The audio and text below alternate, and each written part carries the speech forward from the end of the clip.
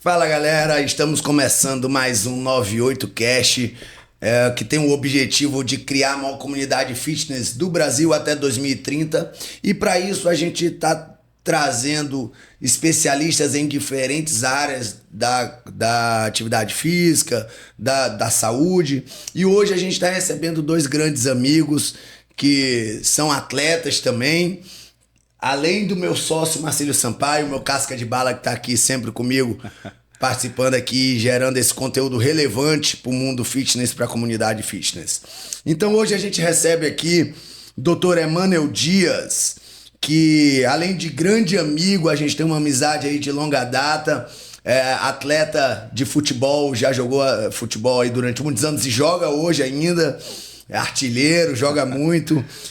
Também já arriscou no futevôlei, também já treinou crossfit, hoje é atleta de musculação e tem certificado em osteopatia pela Escola de Madrid, de Osteopatia de Madrid, que é a mais tradicional de osteopatia, especializado em traumato-ortopedia esportiva, formação em quiropraxia, medicina ortopédica de Ciriax, MDT, Mulligan, kinesiotaping, dry needling, nova terapia germânica, microfisioterapia, bioalinhamento, leitura biológica, hipnose clínica e PNL, com mais de 5.000 alunos formados. Meu irmão, é muita coisa. E olha que foi resumido esse currículo aqui, hein?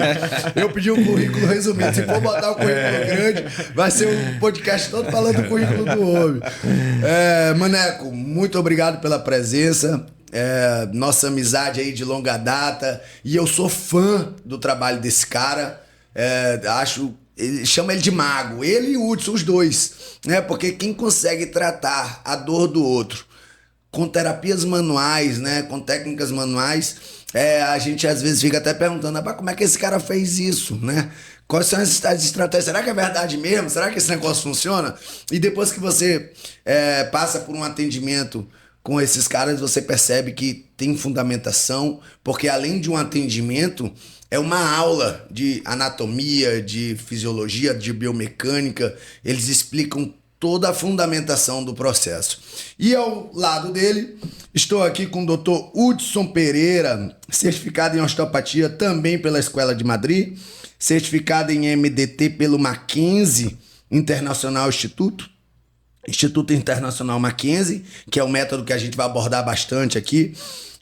Formação no Watson Headache Instituto. Especialista em terapia manual e postural, com 18 anos de experiência e mais de 30.000 pacientes atendidos. Também já foi atleta profissional de futevôlei, treina crossfit, musculação treina não? Também treina musculação. Joga futevôlei, já foi craque de futevôlei, hoje é atleta basta, pega umas palmadinhas aqui pro titio de vez em quando, mas joga bem, já foi craque. Tudo passa. Craque do passado. Meus amigos, sejam bem-vindos. Obrigado. Vamos fazer um bate-papo aqui e gerar um pouco de conteúdo, tirar algumas dúvidas a respeito dessas técnicas e... Sejam bem-vindos, fica à vontade só para falar um pouquinho. Primeiramente, obrigado pelo convite. É muito bom estar aqui na presença de pessoas maravilhosas como vocês. Dr. Emanuel, que é um grande profissional. A gente praticamente iniciou a carreira juntos, né, mano? E hoje somos amigos de profissão. Obrigado pelo convite. Sempre que precisar, a gente estarei aqui às suas ordens. Tamo junto. Pô, isso aí. Agradecer o convite dos dois, né? Vocês... são amigos de longa data, na verdade os três. É um prazer aqui estar com vocês nessa mesa, nesse bate-papo. E não podia dizer não quando eu tive o convite. Eu falei, não, só diz a data aí pra gente poder alinhar, que vai ser um prazer. E muito obrigado mesmo pelo convite. Difícil foi só conciliar a data desses caras, porque meu irmão, todo final de semana é uma viagem, atendimento, os caras atendem de 8 da manhã até 7 horas da noite todo dia. Então, mas deu certo, graças a Deus. Estamos aqui. Então, vamos começar a primeira pergunta. Eu vou direcionar pro Dr. Emanuel. O que é a osteopatia, né? Que é essa terapia tão falada, que nos últimos 10 anos, aqui em São Luís principalmente, teve uma ênfase muito grande, as pessoas estão se identificando cada vez mais, percebendo os reais efeitos da osteopatia, como curador, como tratador. Então, Emmanuel, explica, por favor, o que é a osteopatia e como ela se diferencia das outras terapias manuais. Perfeito. Então, assim, Vitor, eu vou fazer um pouco antes de conceituar a osteopatia para a gente poder entender, né? Porque quando a gente cita 10 anos, parece que a osteopatia é uma ciência nova. Recente, né? Recente, né? A osteopatia ela é de 1885. Aí. Né? Ela é de 1885. Ela foi criada nos Estados Unidos, ela é de origem americana.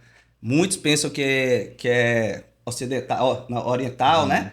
Pensam que a osteopatia é japonesa, chinesa, né? Isso é muito comum. Porque geralmente as terapias manuais, elas têm uma origem aí na asiática. Existem relatos na China antiga, existem alguns relatos bem antes da primeira ciência que foi difundida mesmo, que foi a osteopatia. Em 1885, por um médico americano chamado Andrew Taylor Still, né, que é o pai da osteopatia. Então, desde então, a osteopatia ela vem sendo difundida pelo mundo. No Brasil, né, que a gente fala de 10 anos, no Brasil ela é regulamentada pelo nosso conselho, pelo COFIT, Conselho Federal, acho que é a resolução 220 de 2001, se eu não me engano. Posso estar errado, que a osteopatia e a quiropraxia, elas são especialidades do fisioterapeuta desde 2001. Então, nós estamos em 2024, já tem no Brasil 20 e poucos anos. Nós somos da época que, quando nós formamos, não tinham 1.000 formados no Brasil. No Brasil todo. Né? No Brasil, nós não tínhamos 1.000 osteopatas formados, né? Então, assim, lógico que para a realidade Nordeste, realidade São Luís, ela parece ser mais precoce, né? Parece ter 10 anos. Mas eu tenho o mesmo tempo de formado que o Hudson formou 6 meses antes de mim, né? Então, 18 anos também de vida profissional. Só de osteopatia eu trabalho desde 2008 com osteopatia, então já tem bastante tempo, né? Mas a osteopatia, conceituar ela é até difícil você conceituar, porque assim, se a gente for da tradução do latim, que é osteo, osso e patos, patologia, seria o que? Patologia dos ossos. Uhum. E não é, a tradução ela não vem do latim, né? Então é patologia das estruturas que vem do interior, né? Então, a osteopatia, nós não tratamos, senão nós seríamos chamados de endireitadores de ossos. Né? Não é isso. Como existia uma tribo antiga, né? Que o Paget, ele descreveu em um dos livros deles lá, que era os Boneceres, que era a tribo que era chamado endireitadores de ossos. Nós, osteopatas, não. Nós tratamos, nós somos especialistas do sistema musculoesquelético. Perfeito. Né? Então, assim, osteopatia seria o quê? Se a gente fosse conceituar? É uma terapia manual, né? É uma terapia manual, uma ciência, uma filosofia de tratamento manual, onde se, através das mãos, você avalia, diagnostica e trata, né? Através de uma terapêutica manual. Né? Seria mais ou menos algum dos conceitos da osteopatia. Mas a gente costuma dizer que ela não é uma técnica, ela é uma filosofia de tratamento. Né? Gostaria de complementar, doutor? É que não trata só o sistema musculoesquelético, mas também o sistema visceral, né? O sistema cranial, o sistema nervoso. Então, a osteopatia a gente fala que é um tratamento completo das estruturas, né? Que envolve todo um raciocínio. A osteopatia trata a unidade do corpo, ela não divide o corpo como faz, por exemplo, a medicina. É o especialista em ombro, especialista em joelho e cotovelo. Não. A osteopatia ela trata o ser humano como um todo. Claro, existe uma diferença em tratar as disfunções do sistema musculoesquelético, visceral, cranial e nervoso, por exemplo, de uma doença que está envolvida no corpo. Então, quem trata a doença é o médico. Quem trata a disfunção são nós, osteopatas. Então, essa é a diferença grande. E uma coisa que eu vejo bem caracterizada na osteopatia, ela não trata o sintoma, né? Como se ela buscasse a causa daquela dor. Eu sou um praticante esportivo que eu eventualmente tenho aí minhas dores musculares e sempre que eu tô com algum problema eu procuro um desses 2 especialistas aqui e a gente vai buscar a causa, né? A gente vai buscar o porquê daquela dor. Então isso é algo que me deixa muito curioso na osteopatia, né? Todas aquelas manipulações, aqueles estalares, né? Então os estalos. Explica um pouquinho Como funciona essa manipulação na osteopatia, né? Que é o instalar da cervical, o instalar da lombar. Como funciona isso, doutor Emmanuel? Na verdade, assim, muitas pessoas... Porque assim, por que a osteopatia, a quiropraxia, ela é muito ligada a manipulações, a estalos, né? Porque é o que se coloca em rede social, é para chamar atenção, é bonito, as técnicas são bonitas, o ruído articular é bonito, né? Mas a técnica manipulativa, que é chamada de thrust, né? Muitos chegam com medo ao consultório, no nosso dia a dia, porque olham um vídeo no YouTube, um vídeo no Instagram e falam assim, ó, não pega no meu pescoço, né? Com medo de que a manipulação, o achismo acha que a manipulação eu vou colocar um osso no lugar, é osso batendo com osso. Existem alguns mitos.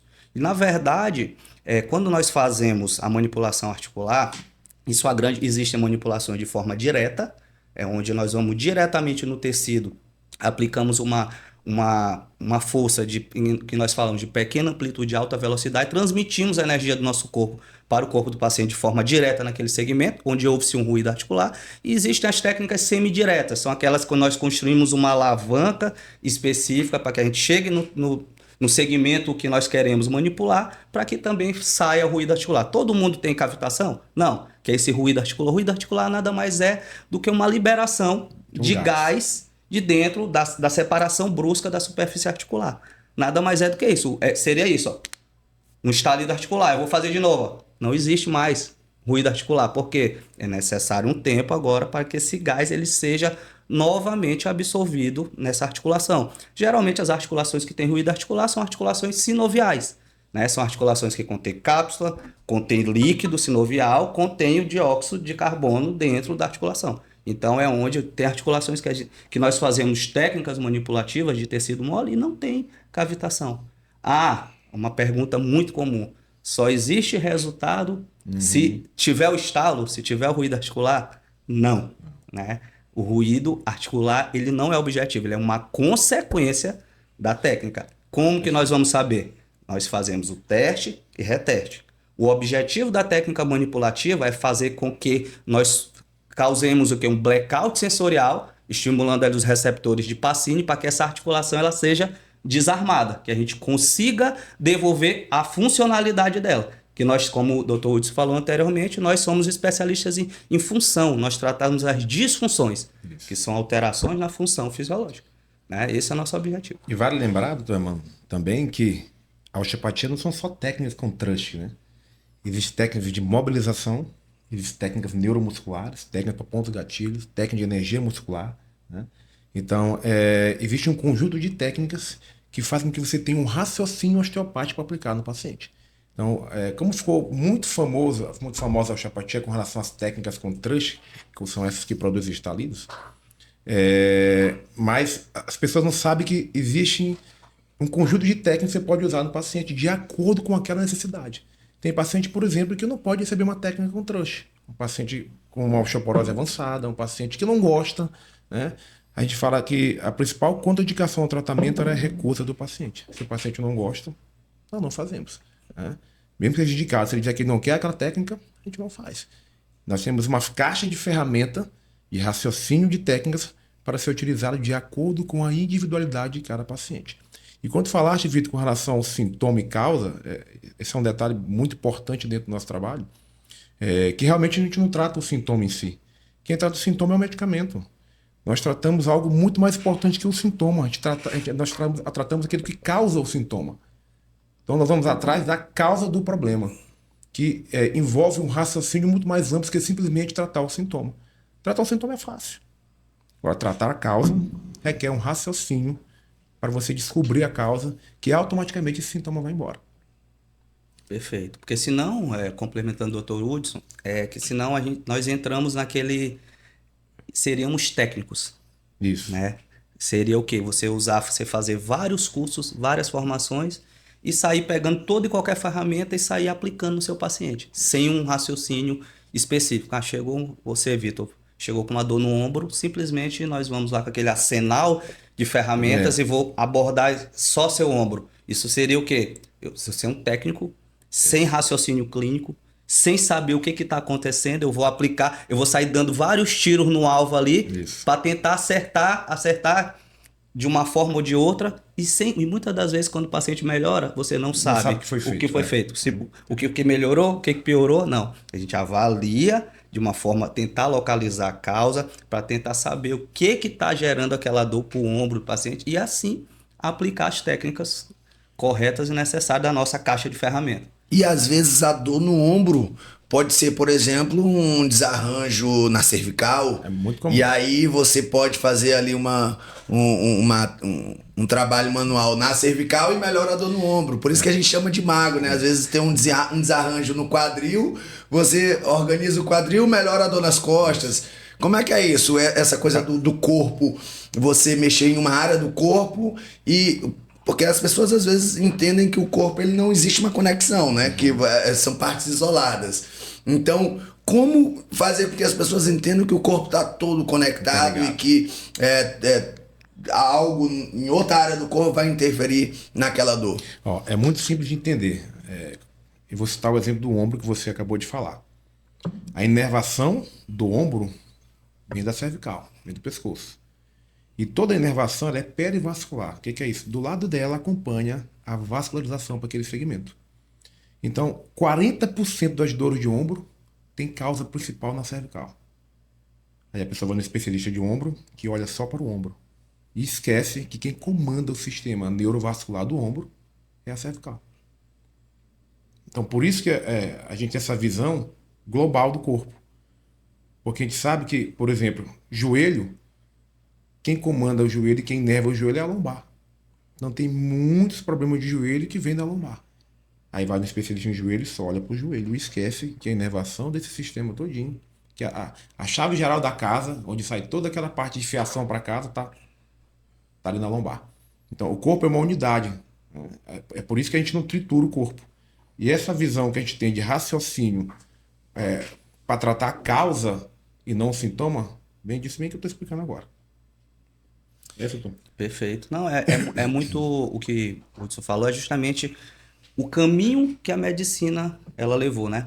Ela se fragmentou muito. Então, realmente, você chegar no ortopedista especialista em ombro, ele vai avaliar exclusivamente a sua articulação do ombro e acaba não vendo os outros envolvimentos, né? Como o Hudson falou. A resposta, a inervação da cervical, elas são 7 vértebras e ela é dividida em 2 blocos. Então a gente sabe que o bloco inferior ali vai sair a inervação do nervo plexo braquial, que vai formar o plexo braquial. Então isso já mostra o quê? Que qualquer dor que tenha origem ombro, braço, cotovelo, punho e mão pode, em 40% dos casos, ter origem a nível cervical. Então não pode ser negligenciado, tem que ser avaliado ou tratado quando necessário. Vão ter casos que não vão vir da região cervical? Sim. Existem casos que outras regiões vão ser exploradas ou tratadas para se tratar a articulação do ombro. Mas tem que ser feita a avaliação. Tem que se colher a avaliação. Hoje, infelizmente, né, as formações em osteopatia, a formação em osteopatia completa, para vocês terem noção, ela se enquadra em sistema estrutural, osteopatia estrutural, que é o sistema musculoesquelético, visceral e craniana. Não existe osteopata estrutural, osteopata visceral, osteopata craniano. Isso não existe. Se vocês ouvirem por qualquer que seja o motivo, eu sou osteopata estrutural, é balela. Não existe. A pessoa não terminou o curso, ela fez o primeiro ano ali de formação, fez só a metade. São quantos anos de formação, doutor? 5, né? Cara, na nossa época não sei. Na verdade, assim, na nossa época, a escola que nós formamos eram 6 anos. 6 anos, assim, eram 5 anos para você ser especialista. A cada 2 anos abria o 6º ano, né? Que era um ano só para formados, onde a gente estudava pediatria, osteopatia arterial, angiologia e otorrino, para você poder desenvolver o DO, né? Hoje já não existe mais 6º ano. Eles botaram o 6º ano junto com os 5. Porém, isso é nessa escola, na escola de Madrid. Hoje, o que o MEC faz? O MEC jogou uma carga horária X, que se eu não me engano são 1.500 horas ou um pouco menos, que as escolas elas se enquadram. Elas têm que fazer... Então, hoje existe escola de osteopatia de 1 ano e 10 meses. 1 ano e meio. 1 ano e meio. Se ele cumprir as 1.500 horas, o MEC aprova. Então, assim, existem várias e várias escolas. Antigamente, as pessoas perguntavam para mim assim, mano, por exemplo, eu fui o primeiro osteopata com formação completa aqui. Depois, Hudson. As pessoas perguntavam para mim durante, tem quantos na cidade? Era eu e Hudson. Eu lembro, eu sou dessa época. Pronto, era eu, Hudson e outro. Aí chegava uma hora que encheu a mão. Nós temos 5 na cidade. Hoje as pessoas me perguntam quantos osteopatas tem em São Luís. Cara, eu não sei. Só se eu perguntar, eu tenho até essa curiosidade, perguntar no conselho, eu não sei como que tá esse cadastro, porque assim, existem escolas de São Luís já, de osteopatia, há muito tempo, então a cada ano é saindo gente no mercado. É saindo. Como tá saindo? Tem uns que dizem que qualificação. Tem uns que dizem que são e não são, porque a osteopatia, graças a Deus, a osteopatia vem crescendo cada vez mais, né? Então hoje é bonito você dizer que você é osteopata. Né? Ninguém quis roer o osso lá atrás, né? Todo mundo quer dizer estudar 6 anos, ninguém quis. Viajar pro Rio, pra São Paulo, né? Que vocês iam, que na época a escola de Madrid não tem aqui em São Luís. Não tem até hoje, só tem em São Paulo. Eu sou de uma época que eu queria antes de Hudson estar na osteopatia, eu queria tirar a dúvida com um amigo, eu não tinha quem tirar a dúvida. Pô, ia tirar dúvida com quem? Rapaz, será que eu tô fazendo certo? Pô, eu tô fazendo isso aqui com um paciente, não tá dando certo. Rapaz, o que tu faz? Não tinha, cara. Então, assim, a gente foi... Foram os pioneiros. Passinho de formiguinha mesmo. Eu errei muito tentando acertar. Errei muito, nunca quis errar. Eu sempre fiz o melhor pelo meu paciente. O primeiro erro que eu cometia, a gente recebia muitas ferramentas, eu queria fazer tudo em cima do paciente. Né? E assim, a gente ouvia dos professores, cara, quanto mais a gente mexe, pior. Só que a gente não tinha experiência, não tinha expertise clínica. Então, o que eu tinha de ferramenta, eu queria fazer com que o meu paciente saísse zerado do consultório. Aí, o que eu pecava? Eu fazia tudo mesmo, em excesso. Ele saía bem do consultório, dia seguinte ele me ligava e falava assim, rapaz... Todo dolorido. Parece que eu peguei fogo e me apagaram dando paulada. E eu falava assim, é normal. É normal, passava uma semana doído. Mas a gente não tinha experiência, cara. Então, assim, hoje realmente... Quanto menos a gente mexe, a gente observa melhor no paciente. Tem paciente que a gente não manipula, como o Hudson falou anteriormente, né? Tem paciente que às vezes você dá o tiro certeiro ali no alvo, acertou o miolo do alvo, jogo ganho, você não precisa estar mexendo mais para mostrar, porque assim, acontece muito do recém-formado que não tem experiência, ele quer mostrar. Aí ele quer mostrar que faz técnica, isso, aquilo, e as coisas não são assim, né? E hoje, quanto mais específico você é no tratamento, mais assertivo, melhor para o paciente. Isso não quer dizer que você tem que usar um caminhão de técnicas. Você tem que usar um raciocínio onde você escolha 3, 4 técnicas estourando para que você tenha resultado. Então, não precisa você usar uma metralhadora para matar um passarinho, por exemplo. E muitas vezes, por exemplo, o paciente está com uma orientação cirúrgica de um ortopedista que, quando ele vai para uma consulta com o osteopata faz ali o ajuste articular e consegue fazer com que aquele paciente não necessariamente tenha que ir para a cirurgia.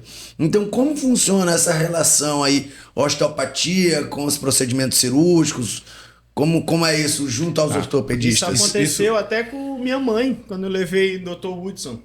Ela estava em Teresina com uma dor horrível no pescoço, chegou, o médico mandou botar um colar cervical e disse que se não melhorasse, ia acabar fazendo uma cirurgia, botar uma placa. Eu falei, quando ela veio aqui em São Luís me visitar, eu falei, mãe, bora vou levar no Dr. Mago, né? Chegou lá, primeira coisa que ele falou foi para tirar o colar cervical, porque o pescoço tem que ter a força para sustentar a cabeça. Então explica aí, doutor, como é que é. Isso. E, graças a Deus, ela tá bem, não precisou fazer cirurgia nem nada, só com as manipulações que foram feitas. Isso na nossa prática clínica é muito comum. Eu tenho certeza que na de Emmanuel também. 95% dos problemas de coluna e de articulação hoje em dia não são operáveis. O certo, primeiro, é aplicar o tratamento conservador. Se fracassar este tratamento, aí sim vai para a cirurgia. Claro, existem exceções. Por exemplo, na coluna, existem algumas regras, alguns sinais e sintomas que te encaminham direto para a cirurgia. Por exemplo, no caso de uma hérnia de disco lombar, você tem sintomas como drop foot, pé caído, incontinência urinária, incontinência fecal, perda de força progressiva, esses são sinais e sintomas que a gente tem que encaminhar diretamente para a cirurgia. Salvo exceção, a gente tem que tratar esse paciente. Ah, mas eu tenho hérnia, eu tenho desgaste, eu tenho biopagá, eu tenho isso, não tem problema. Se você fizer uma ressonância magnética em 100 pessoas acima de 40, 50 anos de idade, vai ter achados radiológicos compatíveis com desgaste, com hérnia de disco. É muito difícil não ter. É que no outro dia chegou para mim uma senhora de 65 anos de idade. Ela, doutor, como está minha coluna toda estragada, olha aqui o exame de imagem. E eu olhei, são achados compatíveis com a idade dela, e eu disse assim, ó, se a senhora não tivesse isso, eu ia achar estranho. Ela, que brincadeira é essa, doutor? É isso mesmo. Se ela não tivesse um desgaste, um bico papagaio, uma protusão, um abolamento, eu ia achar que ela está dando de cabeça para baixo. Isso é absolutamente normal. Então, você quebrar essa crença que o paciente tem de que eu estou todo estragado, estou todo quebrado, a minha coluna não presta para nada, é fundamental para o resultado do paciente. Então, antes de um paciente ir para a cirurgia, é ideal que ele passe por um profissional qualificado que entenda mesmo do sistema musculoesquelético para fazer uma avaliação, por caso da sua mãe, e aí esse profissional vai dizer, olha, realmente esse caso tem jeito, vamos tratar, ou não, realmente esse caso é de cirurgia, ou então a gente pode tratar, e se a gente fracassar no tratamento, aí sim você vai para a cirurgia. É igual quando você entra com um processo na justiça, você vai para onde primeiro? Primeira instância. Se não der certo lá, você vai recorrer para a segunda instância. Se não der certo, vai lá para cima para a terceira instância. Então, e assim funciona com a gente. O certo, hoje, o fisioterapeuta, ele é um profissional de primeiro contato. Ele tem capacidade de avaliar esse paciente, tratar, dar um prognóstico e um diagnóstico para ele. Se realmente não for, eu digo assim, ó, se você não for um prego para o meu martelo, eu vou encaminhar para quem tem o martelo correto. Se a minha ferramenta não apertar o seu parafuso, eu encaminho para quem tem. Então, isso é um raciocínio que nós temos que é importantíssimo para tirar o paciente de cirurgia. Hoje, comigo, na minha prática clínica, ao longo desses quase 20 anos, 95% não opera. Eu só perco 5% dos meus pacientes para cirurgia. E tem mais. Às vezes, quando o paciente não colabora, né? Às vezes, quando o paciente não faz a parte dele, às vezes falta consulta, não obedece o nosso protocolo de tratamento, nosso raciocínio. Então, boa parte tem também uma parcela de culpa do paciente. Às vezes ele é muito apressado, não quer esperar. Um exemplo, radiculopatia que não responde mecanicamente. É uma dor radicular, uma dor na perna, né? É uma inflamação da raiz nervosa, por uma compressão lá em cima de um disco, ou de um estreitamento do canal medular, ou várias outras causas.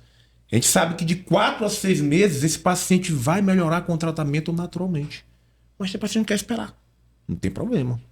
Eu não aguento mais esperar? Você pode ir para a cirurgia. Mas a literatura mostra que esse paciente com 4 a 6 meses evolui muito bem e fica sem dor. Mas ainda tem um tempo da cirurgia que esse paciente às vezes não calcula, né? Porque tem o pós-operatório, que ele vai ter uma certa dificuldade para retornar às atividades que ele já executava, né? E uma dúvida que algumas pessoas têm é quem pode se especializar, quem pode se especializar em osteopatia?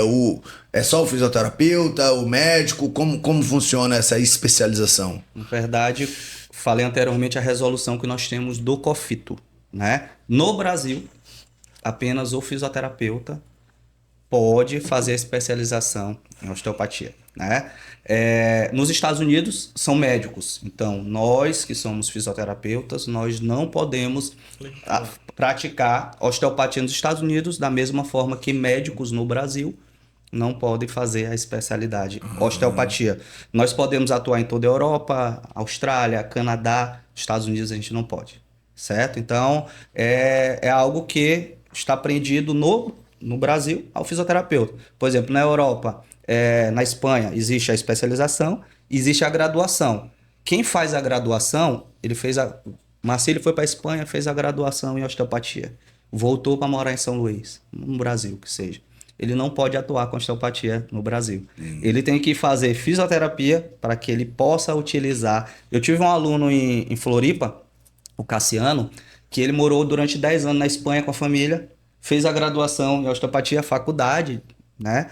Quando ele voltou para o Brasil, ele fez o caminho inverso ao nosso. Ele estava cursando fisioterapia para que ele pudesse atuar com osteopatia no Brasil. Então, esse é o caminho. Porém, hoje, Vitor, a quiropraxia já está sofrendo Tá uma briga judicial grande aqui no Brasil. Existem já faculdades no Brasil, existe uma em São Paulo, Porto Alegre, né, pelo menos as que eu conheço, né, onde eles estão querendo tornar a quiropraxia profissão independente no Brasil. Eu acredito que daqui a um tempo vão querer fazer a mesma coisa com a osteopatia, né? Não me incomodo se fizerem isso. Eu vou continuar atendendo. Não vai mudar nada. Não vai mudar nada para nossa rotina, né? Nós somos profissionais que somos acostumados com resultados. Isso. Nós temos agenda cheia, não é à toa. Não é porque gosta da gente, porque são amigos, não. É porque nós vivemos de resultado. Se a gente não tiver resultado, o nosso consultório não anda, né? Então, assim, nós somos de uma... Voltando para um pouquinho da cirurgia, né? Cirurgia, ela virou comércio. Né? Virou puramente comércio. O médico ganha mais, né? Cara, nós vivemos num mundo de imediatismo. As pessoas são imediatistas, elas que estão com dor, ela quer se livrar logo da dor. Aí o médico vê aquela oportunidade ali, o cara indica cirurgia, sabendo que, como ele falou, a porcentagem de uma cirurgia é mínima. E mesmo assim, em salvos os casos, você não vai fazer o tratamento conservador. Então, assim, ó, o paciente chegou com paralisia em cela, que tudo dormente. Paralisia em cela, continência urinária fecal, atrofia importante tá com a perna direita dessa finura, a esquerda normal. Dor incapacitante, drop foot, queda do pé. Fala assim, alguma coisa está errada aqui. Deve ter comprometimento de caldequina. Então, isso aí é urgência cirúrgica. É diferente. A gente já sabe ali tá, aquela terminação, ela tá em sofrimento absurdo. Então, são os casos que realmente... Como ele falou, eu sei que eu não tenho mais a ferramenta para eu ajudar esse paciente, né? E o único profissional que realmente mexe na hérnia, no caso de uma hérnia, é o neuro, o ortopedista, especialista ali, que mexe diretamente, o cirurgião que mexe na hérnia. Nós tratamos o quê? Função. Né? Então, nós tratamos a função. Eu sou um caso vivo aqui. Eu tenho uma hérnia de disco extrusa, L5-S1. Né? Hoje, nós sabemos que 74% das discopatias que se enquadram protusões e herniações, elas são genéticas. Então é muito comum papai e mamãe ter, você ter, minha mãe tem. Eu resolvi fazer uma ressonância de curioso e eu descobri. Aí, como você falou, jogo meu futebol, só não jogo mais futebol, mas jogo futebol, crossfit, musculação, inventei kite agora também. Kite surfista. Então, assim, eu faço tudo, cara. Eu nunca tive uma crise de hérnia na vida. Nunca tive, porque a hérnia lombar, ao contrário do que muitas pessoas pensam, a hérnia lombar verdadeira, ela tem mais dor periférica na perna que na lombar. Muitas das vezes o paciente não tem nem dor lombar, cara. Ele chega para tratar a dor na perna, não. Chega para tratar a dor na perna pensando que o problema dele é na perna. Quando a gente vai fazer os testes neurológicos, tudo positivo para a hérnia. E por isso que hoje, exame de imagem pra gente, quando a gente pede, quando a gente suspeita de uma bandeira amarela ou vermelha. Uma coisa grave. Uma coisa grave.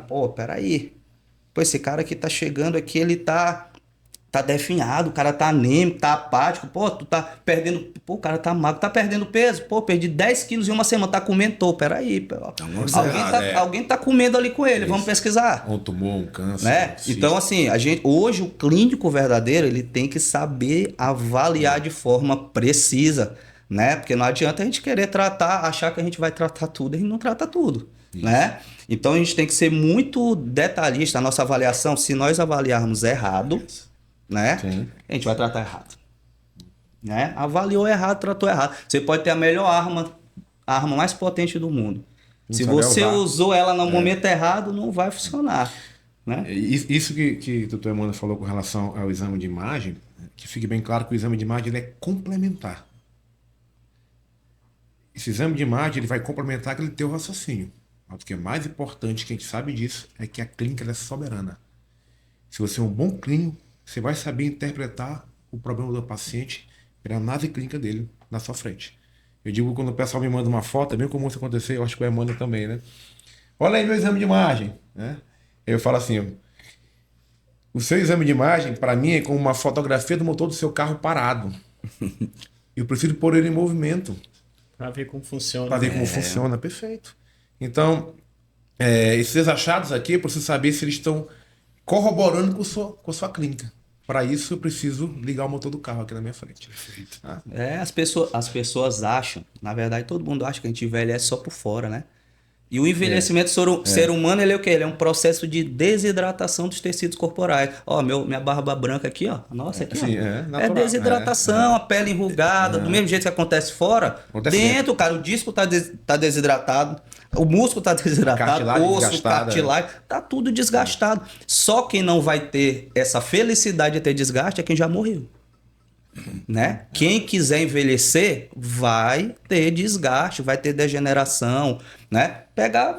O Hudson foi a partir dos 40. Os estudos mostram a partir dos 20 anos. Já começa o processo degenerativo. Lógico que tem fatores que aceleram, Sim. né? Tem alguns abençoados, às vezes a gente pega paciente com 60 anos que a gente olha assim, pô, radiologicamente esse cara tá uma coluna de 20. Acontece, né? Então Mas aí vai ver o que ele fez. Se alimenta bem, atividade física, postura, Isso. descanso. O cara realmente vai ver a história pregressa dele, ele tá colhendo aquilo que ele plantou. E às vezes até uma questão genética, como o Maneco falou, né? Sim, tem muito cara. também. 74%, né, Vitor? Eu nunca ia descobrir que eu tenho uma hérnia se não fosse uma crise da minha mãe há 8, 9 anos. Minhas irmãs tendo crise, eu nunca tendo porcaria nenhuma. Eu de curioso, rapaz, vou fazer essa ressonância. Olha, que interessante, já que ele tocou nesse assunto, olha, tem uma hérnia e nunca teve crise, né? E aí, vamos tentar imaginar o porquê. Boa musculatura, core muito forte, faz trabalho de prevenção, boa mobilidade, atleta, esportista. Tudo isso corrobora para quê? Para você ter uma coluna, uma articulação saudável. Você vê, aí você vê, tem gente que tem hérnia com 25 anos de idade e vive tendo crises. Aí tu vai ver a história pregressa do cara. Ele não faz atividade física, ele não se alimenta bem, ele está com excesso de peso, ele não faz uma atividade física progressiva e regular. Aí paga o preço. A atividade física tem que estar conciliada com a qualidade de vida, né? Se a pessoa que não pratica atividade física, ela tende a ter problemas funcionais, né, Para mim doutor? deveria ser obrigado. É obrigatório. Obrigatório. É Você vê, a obrigatório. pessoa pergunta, mas doutor, todo dia? Eu digo, você escova os dentes o quê? Uma vez, dia sim, dia não? Ah, eu escovo os dentes todo dia. E por que não quer fazer atividade física todo dia? Ah, é o melhor remédio, não tem jeito. É o remédio, é o Prevenção, né? preventivo, É o né? melhor remédio, não tem jeito. É atividade física. É o Cara, preventivo. atividade física é obrigatória. A maior tristeza da minha vida é sedentarismo da minha mãe, cara. Aí vocês olharam, eu falei o caso aí, né? Minha mãe, crise de hérnia lombar, teve uma crise em 2022 de hérnia cervical. Eu até falei, não vou nem fazer ressonância da minha cervical, capaz de eu ter. Sim. Só assintomático, não vou fazer, eu já vi que eu tenho a minha lombar ali, faço tudo, não me impede de fazer nada. Importante Que é isso fique clínica. muito claro, né?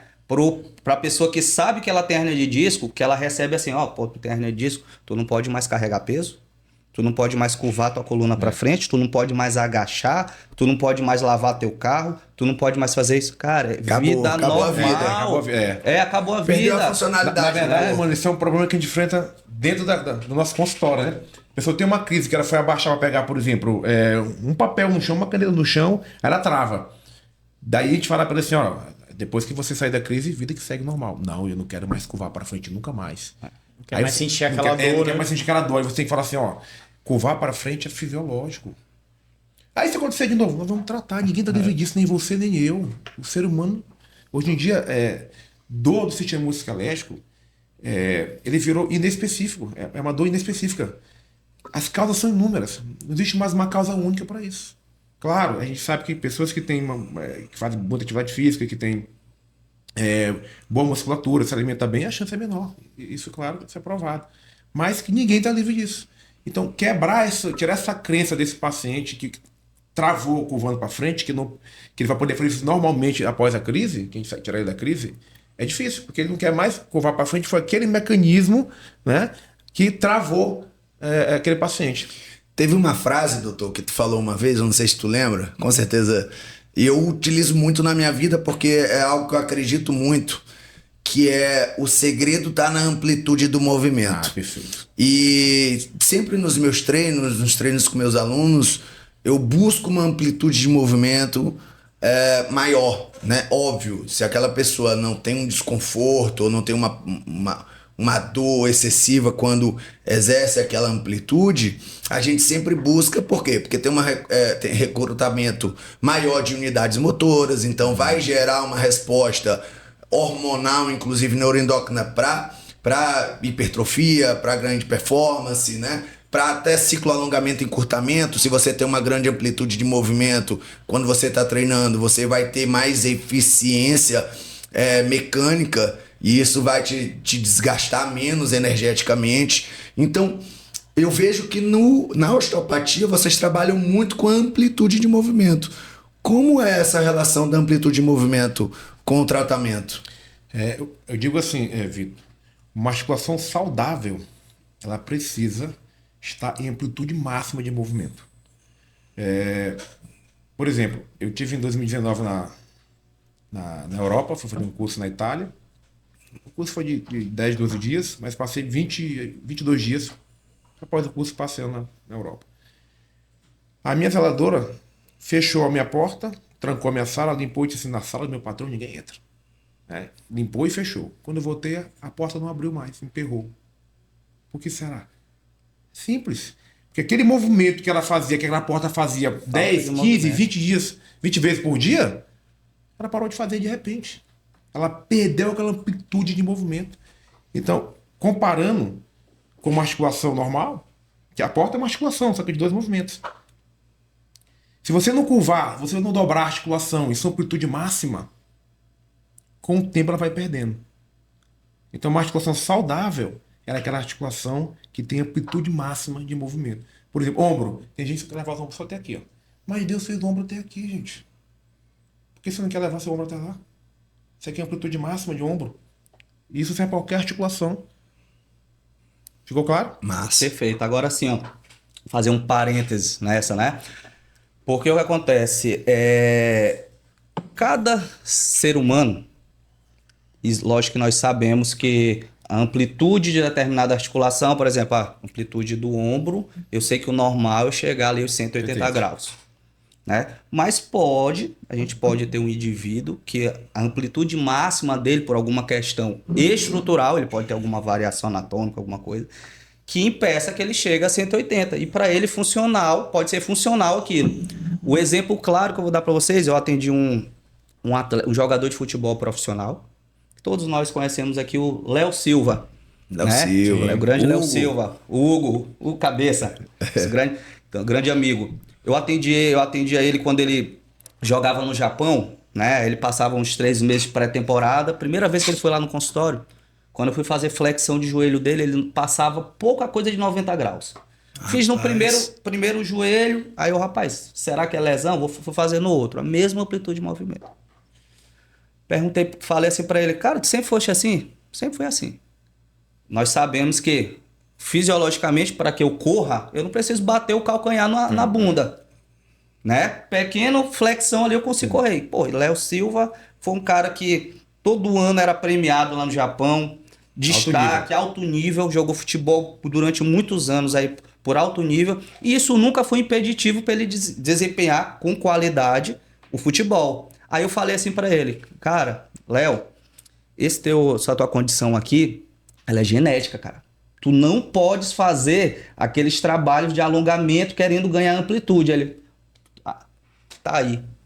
Eu nunca tinha machucado, tido uma lesão muscular. Aí ele jogava no Kashima Antlers na época. Ele falou assim, cara, mudaram a equipe lá, começaram a fazer trabalho de alongamento com ele. A musculatura com objetivo de ganho de amplitude de movimento. Objetivo de ganho de amplitude. O que aconteceu? Ele era musculatura limitado, não suportou e pá! E arrebentou. Porque aquela era a amplitude máxima dele. Já era a amplitude máxima, já era 90 por graus. isso que a individualidade é importante. Exatamente. Vou dar outro exemplo claro aqui.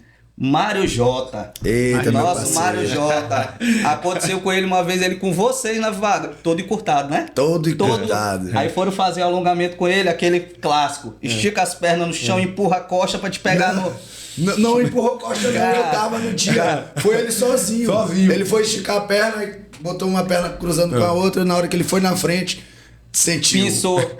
Chegou desesperado, saiu da vaga, lá pro consultório, chegou lateral shift. Não conseguia mais fazer. Disso. Pô, meu irmão, você não vai ganhar. Cheio de dor de cabeça, ele não vai treinar. Mário Júnior, olha, Mário Júnior é um parênteses. Porque ele não treina.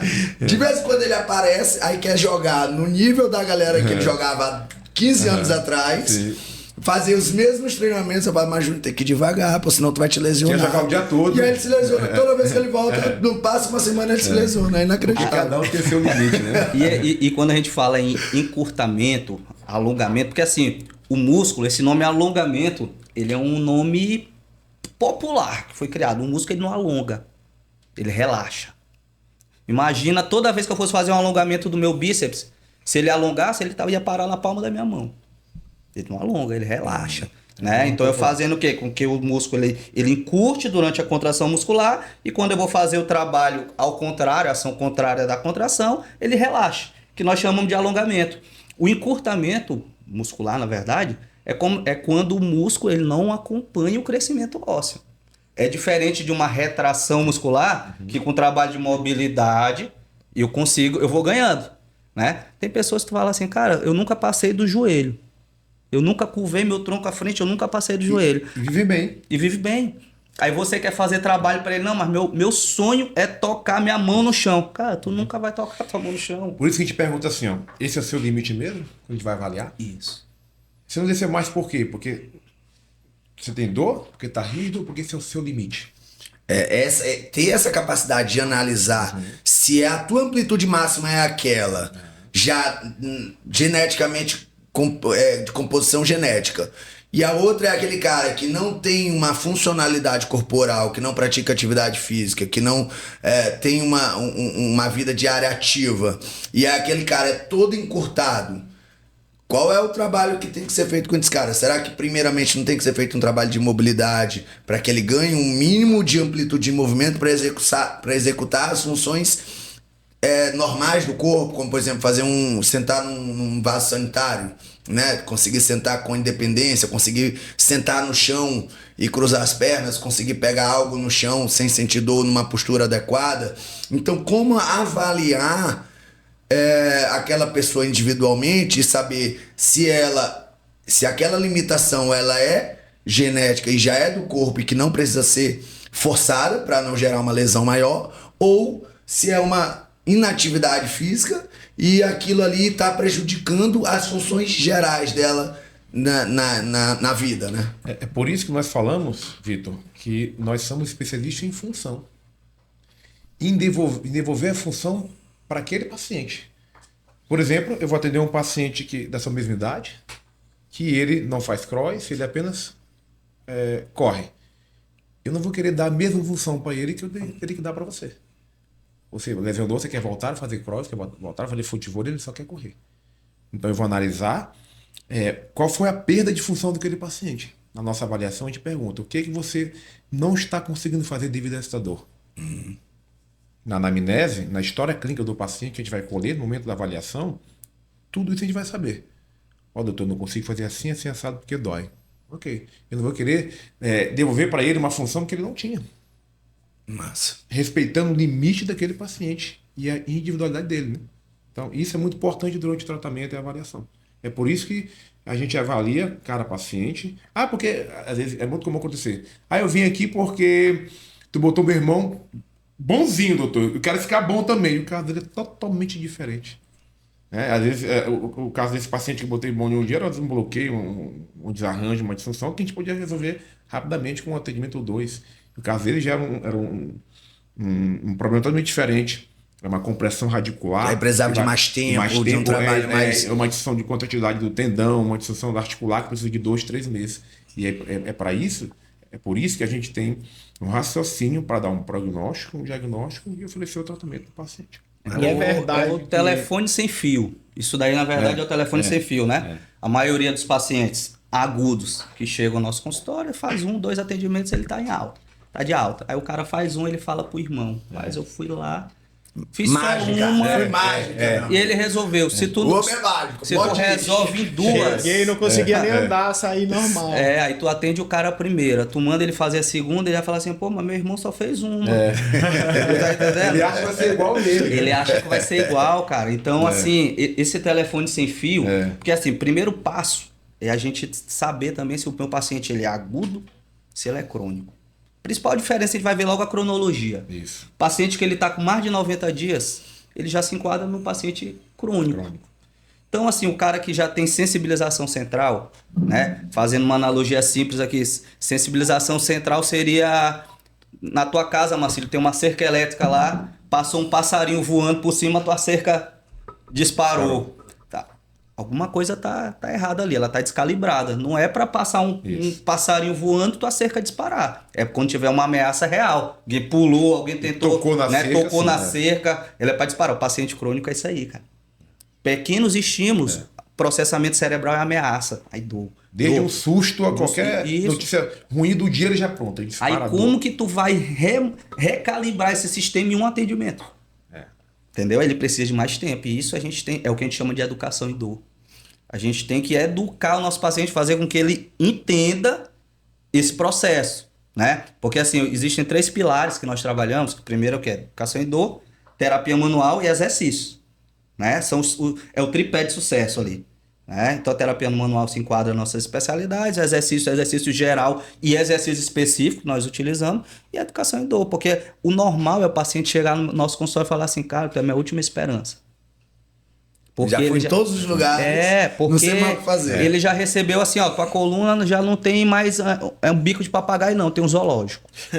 Ele chega assim, teu disco tá todo degenerado, tu tem hérnia de disco, tu tem isso, aquilo. Aí ele recebe tanta informação nociva do profissional que deveria acalmá-lo, né? Aí ele chega assim, cara, eu já fiz de tudo, eu tô tomando remédio e pra não dormir controlado, pra aí, tudo e aí não o cara melhora. cheio de corticóide, todo inflamado, Exatamente. cheio de medicação. Cara, tem paciente que chega lá no consultório, ele vai com acompanhante porque ele não consegue falar, que a língua tá pesada, dopada. Ele leva a mãe, leva o marido, pra pessoa fale por ele, porque ele tá tomando ali pregabalina, tá tomando Paco, aí a pessoa tem uma sensibilidade maior, ela não consegue nem acordar, a pessoa tá dopada ali. Tá dopada em medicamento. Então, cara, a gente tem que saber realmente como lidar com cada paciente. Então, isso é eu falo que as pessoas me perguntam assim no final do dia, tu tá cansado? Eu falo, mentalmente. Mais a mente que o mentalmente. Fisicamente, eu termino meu dia do jeito que eu começo. Né? Eu ainda falo assim, ó, do final do dia que eu vou treinar. Eu só treino à noite, após meu de paciente. Mas mentalmente, se eu atender 10 com dor lombar, são 10 raciocínios diferentes. São 10 causas diferentes. Né? Porque lombalgia, durante muito tempo, as pessoas achavam que era patologia. É um sintoma, cara. Tu pode ter uma dor lombar por uma alteração intestinal. Vitor pode ter uma dor lombar por uma cistite. O Hudson pode ter uma dor lombar por um ponto gatilho, eu por uma hérnia. Então, só que nós falamos 4 possíveis causas para o mesmo sintoma. Né? Só que as pessoas acham que tem que tratar igual, o sintoma, né? Tudo igual, todos são tratados do mesmo jeito. Né? Aí o que acontece? Dá remédio para tratar o sintoma, mascara, fica ali 2 meses, 1 mês sem sentir dor. Quando para de tomar o remédio, volta a dor de novo. E aí o cara vive uma vida tomando remédio. Exatamente. Sabemos que existem várias técnicas de terapias manuais, né? E o Dr. Emmanuel citou anteriormente sobre a quiropraxia. Muita gente tem dúvidas de qual é a diferença entre osteopatia para quiropraxia, já que ambas exercem manipulação, né? Ambas trabalham com manipulação. Qual é essa diferença, doutor? É uma pergunta muito comum e constante nos dias a dias, né? As pessoas até acham que é a mesma coisa, né? Na verdade, assim, eu costumo dizer que elas são técnicas primas irmãs. As duas são de origem americana. A osteopatia ela vem de 1885, a quiro de 1895. A osteo foi criada por um médico cirurgião americano. A quiro foi criada por um canadense chamado David Palmer, que era comerciante e migrou para os Estados Unidos. Né? Já começa bem aí a primeira diferença, né? O Palmer, que era o quiroprata, a história diz que tinha um porteiro do prédio lá onde ele tinha um comércio e ele fez um comentário assim, eu senti um estalo aqui no pescoço e eu não estou ouvindo aqui de um dos ouvidos. Ele, muito curioso, se considerava autodidata, ele falou assim, aonde foi? Ele, bem aqui. Aí disse que ele palpou e sentiu como se tivesse um carocinho, um nó, e pediu a possibilidade se ele podia mexer. Aí no relato da história diz que ele aplicou uma força rápida, né, onde ouvisse o estalo. Dias depois o porteiro voltou a ouvir. Né? E na época o Palme achou que ele tinha descoberto a cura da surdez. Olha só. E com isso a quiropraxia durante um tempo, cara, ela foi tida como charlatanismo, por causa desse achismo, né? Mas hoje, lógico, a quiro se aprofundou, estudo, e ela veio se equiparando ali em termos de estudo com a osteopatia. Mas a principal diferença a osteopatia nós tratamos disfunções, né, que é a alteração da função. A quiropraxia eles já utilizam outro termo, que chama complexo de subluxação articular.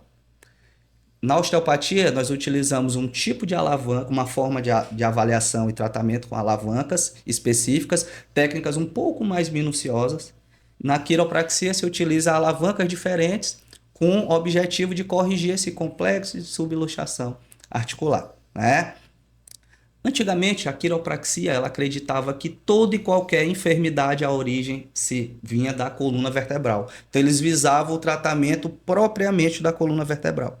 E eles acreditavam que os influxos nervosos vindo da coluna vertebral é que geravam todo e qualquer problema. Eles tratavam basicamente isso. A osteopatia não. A osteopatia ela era mais completa e complexa, né? Que a gente abordava junto com o sistema vertebral, sistema arterial, tanto que uma das diferenças que se cita muito é justamente essa parte vascular, que a osteopatia engloba muito bem nessa parte arterial, porque na osteopatia a gente tem uma lei, né?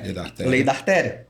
Que sangue é vida, né? Então a gente sabe que o sangue, que é o meio de transporte, é que leva ali todos os nutrientes, né, para o sistema. Então imagina, se eu tenho um jardim que ele não está sendo regado, aguado, ele vai começar a morrer, aquele jardim não vai ficar mais verde. Mesmo com o nosso corpo é sangue. Se eu tenho um tecido que não chegue sangue nele para ser nutrido, ele vai sendo fragilizado, até se instalar uma patologia. Isso é a principal visão da osteo. E aquilo antigamente era isso, que toda e qualquer patologia era oriunda da coluna vertebral. Só que eles vieram aprofundando os estudos. Hoje na quiro, existe a quiro também estuda a parte visceral, a parte craniana. Hoje eu faço parte eu sou professor de uma pós-graduação em quiro também, né? Então, eu sei que eles estão aprofundando cada vez mais os estudos, né? Então, elas são técnicas ali similares, né? Com formadores diferentes, que cada um tem sua metodologia de estudo e ensino, certo? As duas são técnicas fantásticas, ok? Maravilha, perfeita explicação, doutor. E tem outra terapia manual que eu sou muito fã, que na verdade, dentre todas, eu já experimentei todas, né? Com esses caras, assim, a gente já... Né, desde liberação miofascial, trabalhos de manipulação na osteopatia, mas tem um método chamado método Mackenzie, que ele se baseia na cura pelo movimento, que eu tenho uma identificação muito precisa, porque realmente funciona, assim como as outras, mas comigo o método Mackenzie funciona ainda mais. Então, o que é o método Mackenzie? Como essa terapia tem ganhado espaço nesse mundo do tratamento da dor? E explica um pouquinho, Dr. Hudson, você que é um especialista nesse assunto do método Mackenzie. Emmanuel também trabalha com o método Mackenzie. Então, eu queria que vocês falassem um pouquinho dessa técnica. Bom, eu também sou muito fã do método Mackenzie. O método Mackenzie foi criado por um fisioterapeuta neozelandês, né, em 1956, e a forma que ele descobriu o método foi muito interessante. Ele, com a agenda cheia no seu consultório, chegou um paciente em posição antálgica, curvado, né, dobrado para frente, e ele disse assim, aguarde um pouquinho aqui, nessa maca aqui que eu vou já te atender. E botou o paciente de bruços. O paciente ficou, tipo, a maca curvado para trás. Então ele ficou em extensão. Ele foi lá atender outro paciente. Quando ele voltou, ele botou o paciente em pé, o paciente estava reto. Ele, tô curado. E ele, caramba, o que aconteceu? Aí ele foi estudar o que aconteceu com o disco lá dentro. Qual foi a mecânica que aquele paciente ficou? Que o paciente se curou sozinho. E aí ele descobriu que algumas posições e estratégias de movimento desbloqueiam a coluna. Ele começou a estudar essa mecânica de movimento repetido para que o paciente fizesse esse movimento em casa. Então, o Mackenzie é Método Diagnóstico and Therapy, que é MDT, né? Você faz um diagnóstico, elabora um tratamento e o paciente faz este exercício em casa. E aí depois você reavalia esse paciente e aí você tem a certeza que você passou para ele foi certo ou foi errado. Se você passou aquele exercício paciente e ele não melhorou, você vai trocar o raciocínio, você vai trocar o exercício. Buscar uma outra estratégia de carga, de movimento, que aquela coluna, aquela articulação possa responder àquele movimento. Deu certo? Sinal verde, vai embora, vai para casa, continua o exercício e volte 2, 3 dias porque eu possa reavaliar. Então, o método Mackenzie, hoje, ele está muito difundido no Brasil e no mundo, né? Como um método de tratamento e diagnóstico utilizando exercícios repetidos numa direção de preferência. Maravilha, maravilha. Quer completar alguma coisa, doutor Emmanuel? Não, falou tudo, não escapou nada. Fez com perfeição. Eu também sou um apaixonado pelo método Mackenzie. Lógico que nós sabemos que existem pacientes, como toda regra tem sua exceção, nós temos os mecânicos inconclusivos, pacientes que a gente vai virar de cabeça para baixo e ele não vai responder. Só que é uma pequena parcela, em sua grande maioria, eles respondem bem a um exercício de direção preferencial. O objetivo é o quê? Porque antigamente, na nossa época de faculdade, eu aprendi que o Mackenzie era um método de extensão. Acho que é só extensão, não é? E o Williams era um método de flexão. Exato. Né? E não tem nada com nada. É um raciocínio. É um raciocínio, é porque estatisticamente, o Mackenzie trabalha muito com estatística, né? Ele viu que a grande maioria dos pacientes tem um benefício ao trabalho de extensão.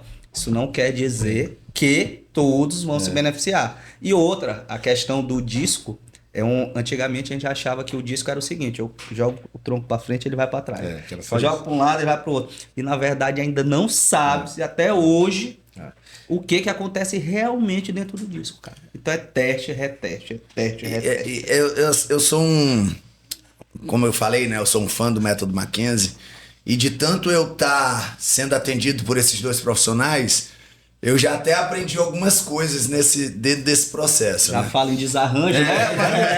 Já tem essa lista, né? E às vezes eu chego com uma dor na lombar, e aí, doutor, tô com uma dor na lombar. Ele, vamos lá, vamos fazer alguns testes, né? E aí me orienta quais movimentos preferenciais ali vai melhorar a dor. Então é um trabalho de testar, não deu certo, vamos testar outro. Não deu certo, vamos testar outro. Até encontrar o movimento que vai tratar aquela dor. E na maioria das vezes eu chego lá no consultório de um desses dois profissionais e eles nem tocam em mim dentro do método Mackenzie. Eu mesmo vou fazendo os próprios movimentos a partir da orientação deles, para que eles encontrem qual é o movimento preferencial que vai curar aquela dor. E é inacreditável. Funciona e dá resultado imediato. Você na hora, você faz 10 repetições, você na hora percebe que teve uma melhoria funcional, que teve uma melhoria na dor. E isso para diferentes áreas do corpo, não só lombar, ombro, joelho, né? Então é inacreditável, é uma técnica que eu tenho uma admiração assim, e que eu faço quase que diariamente, até como um fator de prevenção. Você é o maior exemplo do que o Emmanuel acabou de falar. Que Mackenzie não é só extensão. Eu já te melhorei com flexão, com rotação, com desvio lateral. Então, existe uma linha de raciocínio que envolve todo o sistema musculoesquelético. O Mackenzie, Marcelo, não trata só a coluna, como algumas pessoas acham. O Mackenzie trata também extremidades, né, como joelho, cotovelo, polimão, ombro, tornozelo. Então, é um sistema que trata com diagnóstico e tratamento, com movimento repetido, toda e qualquer articulação, desde uma falange a uma coluna.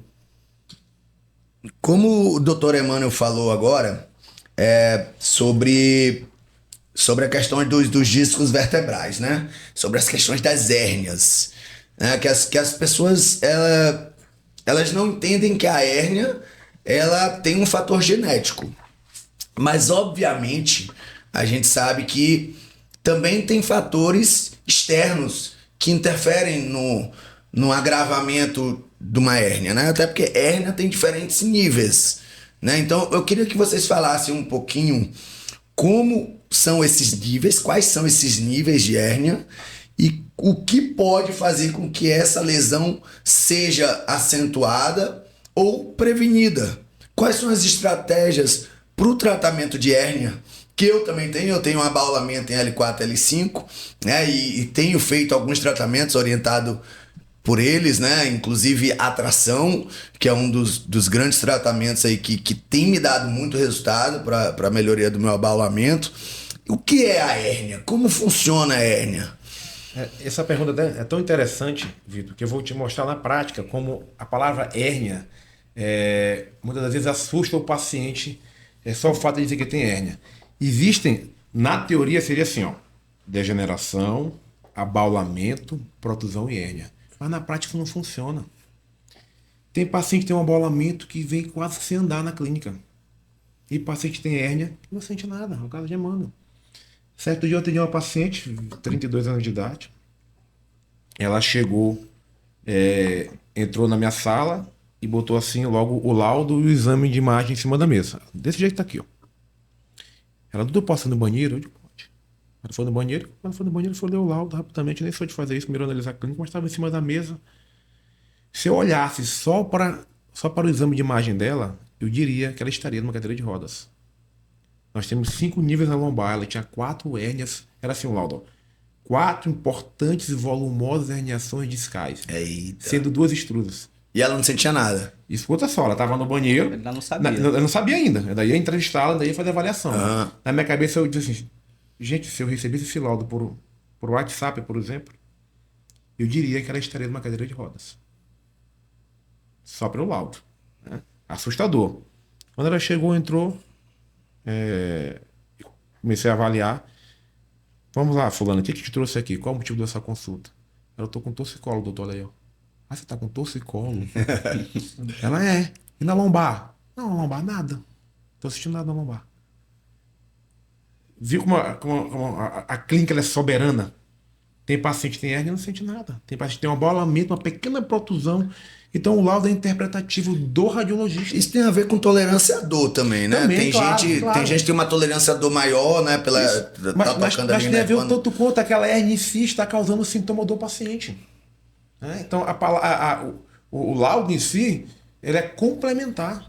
Ó, nesse caso, se for atrás só do laudo dessa paciente, vai ser enganado. Mas esse toxicólogo foi gerado pela hérnia ou foi dormiu de mau jeito? Segundo ela disse que fez uma viagem longa, tinha feito uma viagem longa, vindo da Europa, 12 horas, cochilou de mau jeito e chegou no dia seguinte e deu um toxicólogo.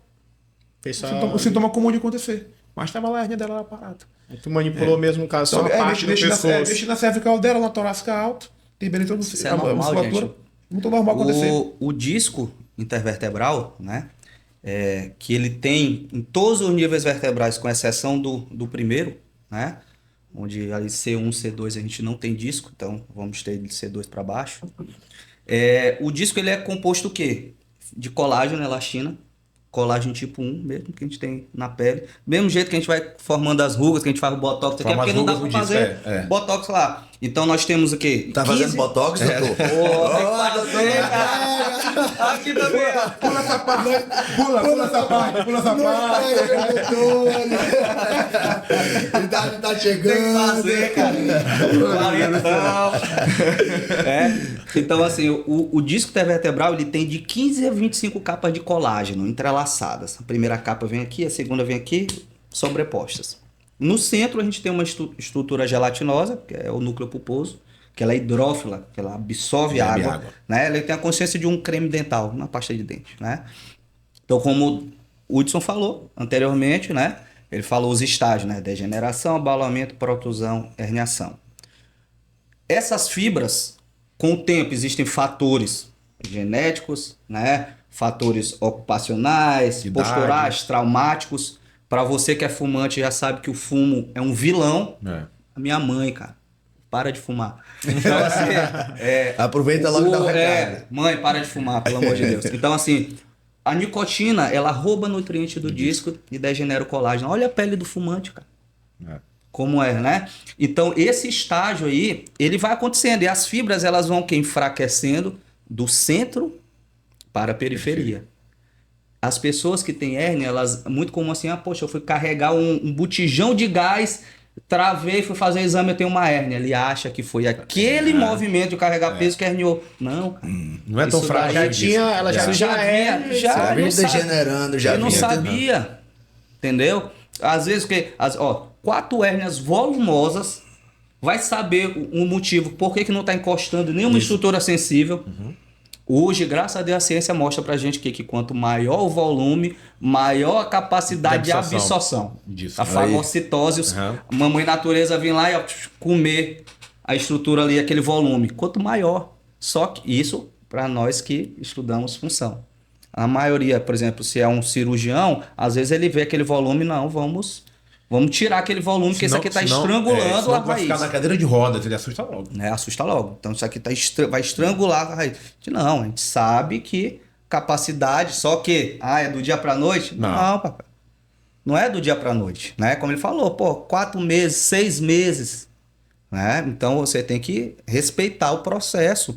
Nós somos facilitadores do processo. A gente ajuda nesse processo, a gente conduz. É como se fosse um GPS ali, a gente vai conduzindo o caminho, né? Só que existem falhas no meio do caminho. O paciente que às vezes não segue a rotina, pacientes que ele fuma 3 maços de cigarro por dia e ele tá com a... Então, assim, existem alguns fatores. Então, para nós entendermos que a herniação ela é mais comum do que parece. Quando eu formei fisioterapia, que vi um paciente com hérnia, eu tinha medo. Tinha medo, porque eu não sabia tratar. Primeiro que a nossa formação é o quê? A gente veio de uma formação cartesiana, que dor e lesão eram coisas iguais. Então, se a gente fosse levar essa formação, eu deveria pontuar que eu tenho hérnia e eu tenho que ter dor. Aí os estudos foram evoluindo, chegou a um ponto que a IASP mostrou o quê? Né, que é o instituto aí que rege estudos de dor no mundo, mostrou que dor e lesão são coisas diferentes. Isso quer dizer que eu posso ter dor sem lesão, como eu posso ter lesão sem dor. É meu caso. Ainda tem uma lesão, eu tenho dor. Ainda tem os fatores psicológicos. Lógico, eu posso ter lesão. É meu caso, eu tenho uma lesão, mas não tenho dor. Só que antigamente era o quê? O paciente chegava com 10 exames de ressonância na minha mesa e tudo limpo. Ele já tinha rodado o Brasil inteiro, vários profissionais, tudo limpo. E o cara morrendo de dor. Na minha frente, rapaz, eu já fiz exame de sangue, exame de imagem. Ninguém descobre que eu tenho. Olha aqui, tá tudo limpo, eu tô morrendo de dor. Naquela época eu ficava assim, agora? O que eu vou fazer? Eu não sabia. Exame não mostrou nada. O exame mostrou nada. Aí eu tratava o paciente, uns melhoravam, outros não, e eu não sabia nem o porquê um melhorou e porquê que outro melhorou. Eu tratava no achismo, a gente tratava no achismo, porque a gente não entendia o modelo biopsicossocial da dor. A gente tratava o quê? Só biologia. Ia buscar só na biologia. Então as coisas não funcionam. Graças a Deus, a ciência veio evoluindo a tal ponto. Hoje é uma preocupação minha que eu não sei se todas as faculdades, as graduações, elas estão caminhando nesse sentido. Né? Porque se as graduações elas ainda estiverem ensinando dessa forma, que Vitor tem uma dor no ombro, a gente tem que fazer uma imagem para detectar se tem um tendão inflamado, se tem uma ruptura, se tem uma fratura. Se eu for basear nisso, ainda continuo com aquele modelo arcaico. Dor é igual a lesão. Né? Então, hoje, quem continua falando essa língua está extremamente desatualizado, da mesma forma que é o profissional que pede para o Vitor que está com dor no ombro suspender a atividade física. Aquilo ali ele está cometendo um crime. Isso acontece. Manda prender esse cara. Pula, acontece muito. Vai para o consultório do lado, vai pegar uma segunda opinião, uma terceira opinião, que movimenta a vida. No máximo, a gente faz com um praticante de atividade física, é adaptar aquela atividade dele. Adaptar. A gente não tira. Eu recolher ele da atividade é pior. É porque, Vitor, antigamente, a conduta era o quê? Remédio e repouso. Remédio e repouso.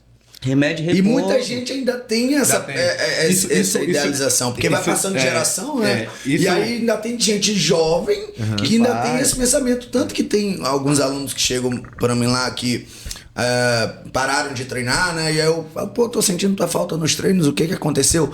Não, porque eu tô com uma dor no meu ombro direito. Eu falei, e o resto do corpo não treina?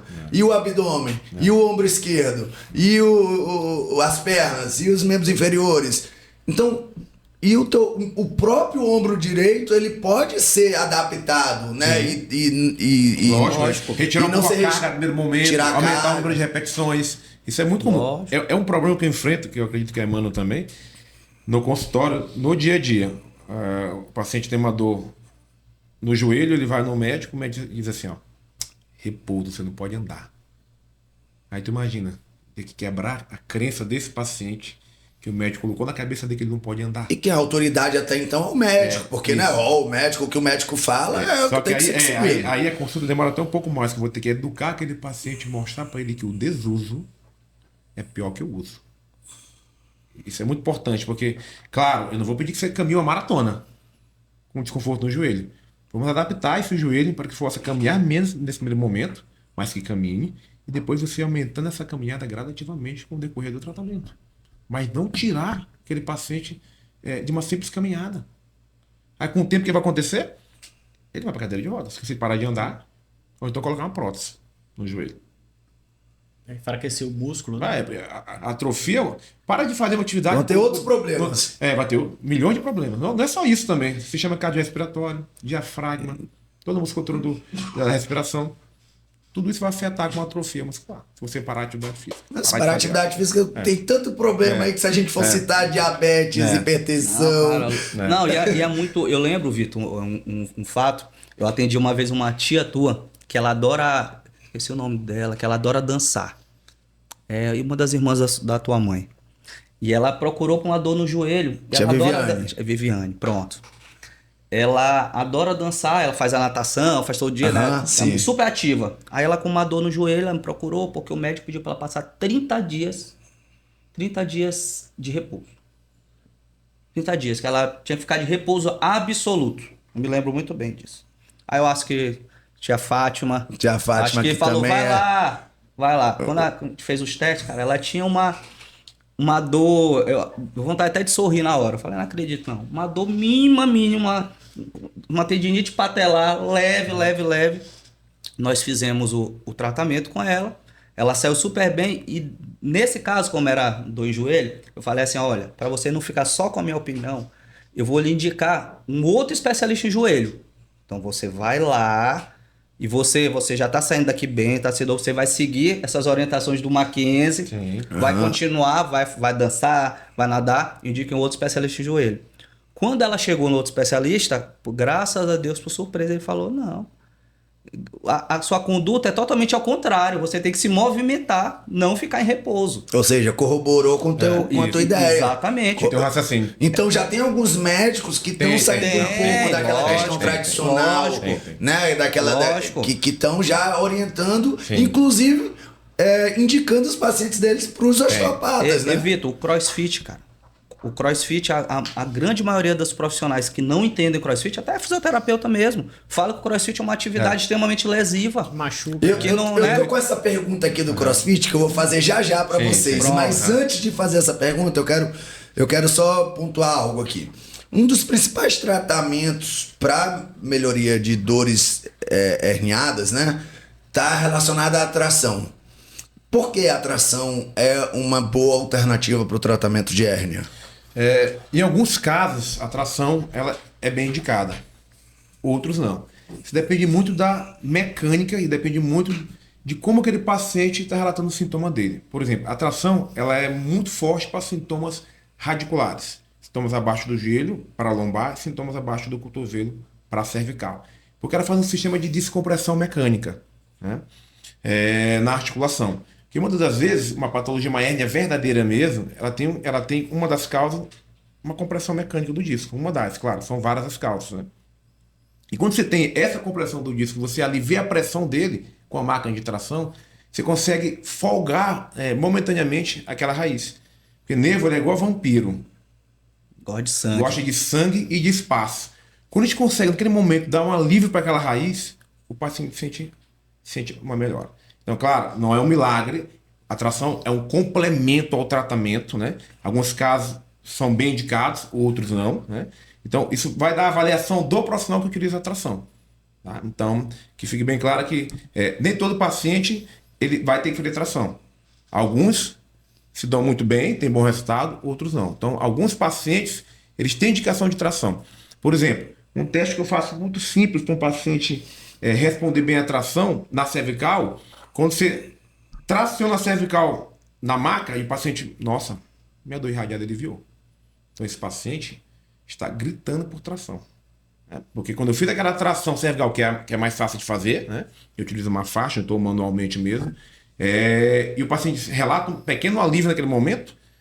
Então, isso diz para mim que aquela articulação ela está pedindo uma certa tração. Então gerou um espaçamento na articulação, aumenta a irrigação de sangue, tende a trazer mais nutrientes e faz com que aquele processo de recuperação seja mais rápido. Porque o nervo, quando ele está irritado, estressado, esmagado, perturbado em seu trajeto, e quando você dá um alívio para aquela raiz, o paciente relata momentaneamente aquele alívio, isso significa que a tração é bem indicada para ele. Né? Isso serve para a lombar também. A lombar é um pouco mais difícil de realizar uma tração manual. Né? Fazer uma tração manual em você, por exemplo... É complicado. Tu faz uma vez só. Se parecer mais um, tu pode ir para casa. Aí um atendimento do dia. Exatamente. Ainda bem que não aparece todo dia assim. Né? Então, a tração tem suas indicações. Né? Ela é um tratamento complementar aos processos, não só de hérnias também, né? Mas com outras indicações também. Na máquina de tração tem algumas indicações para tensão muscular, para relaxamento e para outras coisas também. Então, ela é um complemento ao Tem tratamento. uma máquina, né, de tração que Existe faz uma isso. máquina da Chattanooga, né, que é a DST Triton, que é própria para tração e descompressão. Maravilha. Quer falar alguma coisa sobre isso? A tração? Não. Tá tranquilo, Não, né? Perfeito. Beleza. Então agora vamos lá naquela pergunta. Vamos Sim. desmistificar aqui um Sobre pouco o cross, sobre o cross. Porque o crossfit, ele pode ser considerado qualquer desafio físico. Né? Então levantar peso, por exemplo, é crossfit. O crossfit ele se baseia em LPO, que é levantamento de peso olímpico, em ginástica, que são movimentos de peso corporal. Qualquer movimento de peso corporal é considerado um movimento ginástico dentro do crossfit. E os movimentos de endurance, que são os movimentos cíclicos, né? Que trabalham a capacidade cardiorrespiratória geralmente. Então vai trabalhar, por exemplo, uma corrida, um remo, uma bike. Então, enfim, algumas pessoas têm um mito, né? Se prendem ao mito de que o crossfit lesiona. Eu quero que vocês falem. Ambos são praticantes do crossfit. Aqui nós 4 somos, Graças né? a Deus.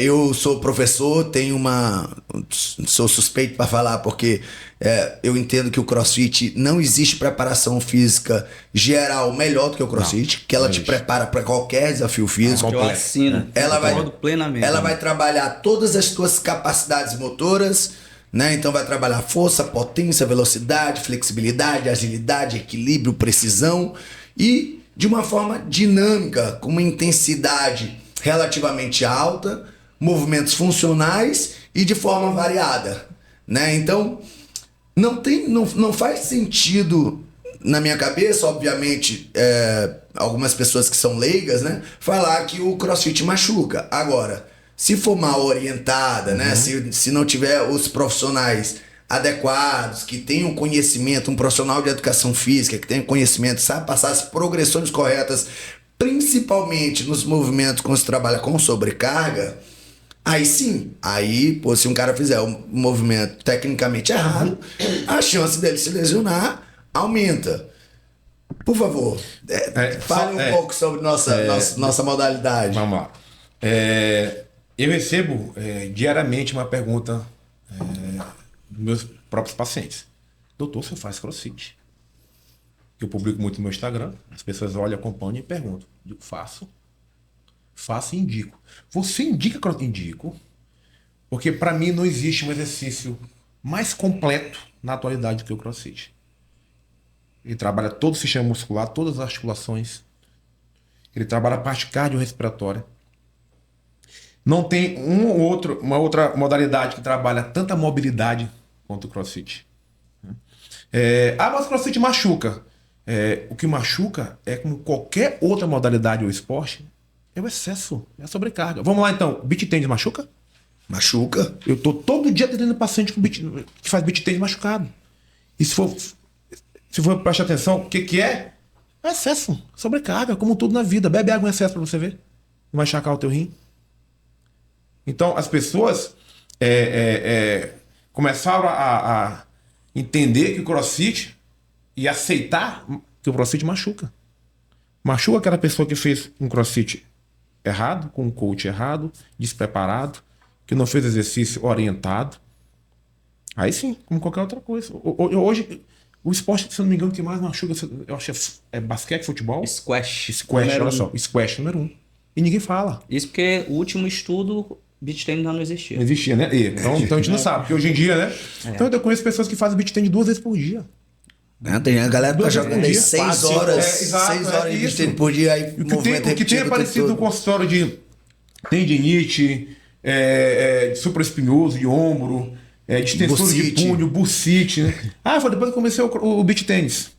Né? Aí então você nunca mais faça beach tênis. Beach tênis tá proibido. Não, claro que não. Nós vamos tratar de adequar aquela mecânica do beach tênis, né? Fazer um trabalho específico para que ele possa... Aí vem a individualidade de cada um, fortalecimento específico, tratar aquele paciente para que a gente possa dar a função para ele e voltar a jogar beach tênis. Agora, crossfit machuca? Não. Eu faço crossfit acho que há 10 anos. Começou quando? O 98? Tem 8 anos. Do Turu? Então eu faço 8 anos. Aquele do Turu começou 8 anos? Começou 8 então anos. Eu comecei lá. Começou junto com a gente. Os dois começaram junto com a gente. Eu nunca machuquei no crossfit. Mas no futebol já, machuquei bastante. No beach tennis, um pouquinho que eu pratiquei, eu senti um pouco do ombro.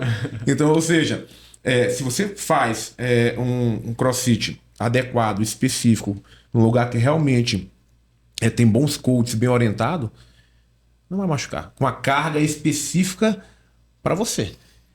Você não vai querer competir, por exemplo, eu não posso competir com o Vitor, por exemplo. Não tem como. Porque ele é altamente preparado, a estrutura dele é outra. Eu não posso querer botar a mesma carga que ele. Eu posso tentar chegar um dia lá, gradativamente. Por exemplo, eu tinha um sonho de fazer o HSPU, né? Eu achava o máximo aquele exercício. Eu, cara, minha cabeça para baixo, tá? Rapaz, mas é que, né? Poxa, é que eu vou conseguir, tem que ter muito... Eu ficava um pouquinho e já saía. Hoje eu faço ele com... Fez a progressão correta. Progressão de força. Ganhou força. Orientado pelo coach, né? E com um tempo determinado eu consegui fazer exercício. Não foi da noite pro dia. Como tudo na vida. Né?